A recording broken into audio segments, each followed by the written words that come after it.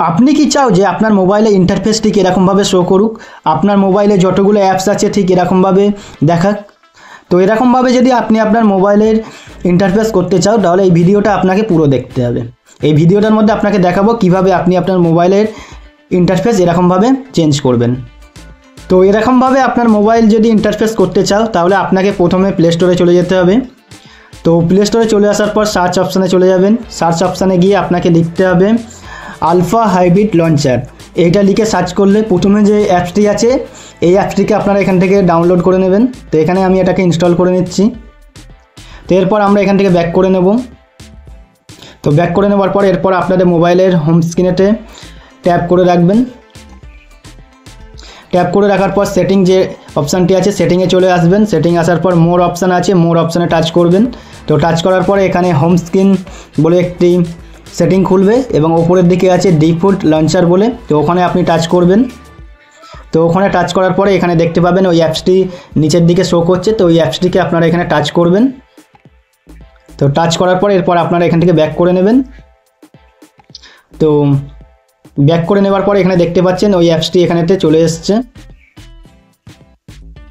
তো এখানেতে অ্যাপসটি চলে আসার পর এখানেতে আপনি এরকমভাবে শো করবে। তো এইগুলোকে আপনি এমনিভাবে করবেন। তো করার পরে তো এখানেতে আপনার হচ্ছে সব সেটিংগুলো দেখিয়ে দেবে যে কীরকমভাবে কী সেটিং আছে, এখানে টাচ করতে হবে। তো টাচ করার পরে এখানেতে আপনার হচ্ছে এরকমভাবে অ্যাপসটি এখানে চলে আসবে। তো এরপর আপনি এখানেতে এই অ্যাপসটিকে এখানে টাচ করলে সাইড করলে এখানেতে আপনি দেখতে পাবেন যে আপনার যেসব অ্যাপসগুলো আছে মোবাইলে সমস্ত অ্যাপসগুলো এরকমভাবে এখানে শো করছে।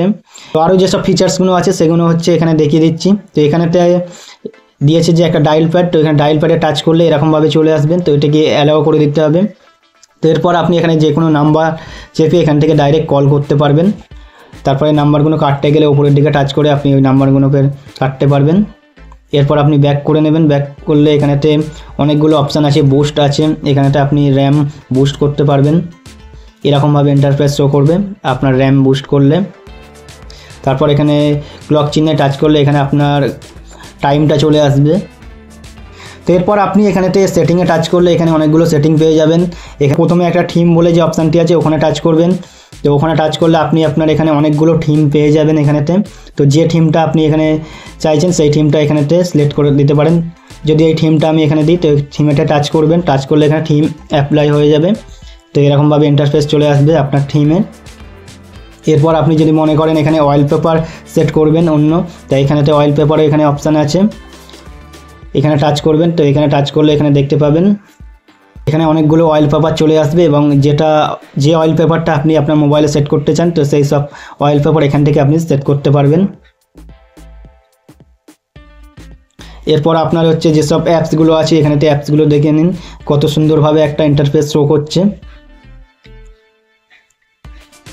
তো এরকমভাবে এই অ্যাপসটি কাজ করে।